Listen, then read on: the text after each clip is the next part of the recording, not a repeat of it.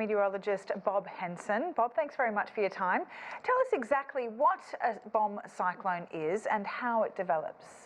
Yes, there is actually a strict definition. A bomb cyclone is one that intensifies at a particular rate, and that rate is measured in a pressure unit called millibars. So a bomb cyclone is 24 millibars of deepening in 24 hours. And that's something that really does not happen real often over continental areas like the United States. It happens sometimes with hurricanes, tropical cyclones. Maybe about once a year we see a low pressure center this strong. And this one is more than qualified as a bomb cyclone. In fact, one of the most intense low pressure centers in the history of inland Canada. Now, it's come just a couple of days before Christmas. How long do you expect the system to last? Will it have cleared in time for Sunday celebrations, or are the travel delays likely to continue, do you think? Well, certainly the good news is that things will be easing in many, many places on Saturday and especially by Sunday. There are still blizzard conditions, especially in the lee of the lakes, the Great Lakes. Buffalo, New York, the million people who live in that metro area are getting absolutely hammered by one of their worst blizzards on record.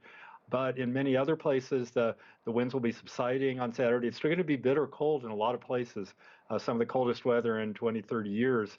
However, that should ease slowly into early next week. And then most of the United States will be above average by later next week in terms of temperature. Now, you mentioned that it's not that common to see a system like this, and perhaps we see one once a year.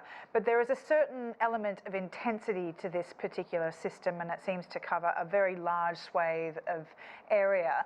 Do you think that there is any link to climate change here? And if so, is this something, is this the sign of the kind of cyclone bombs we're likely to see in the future?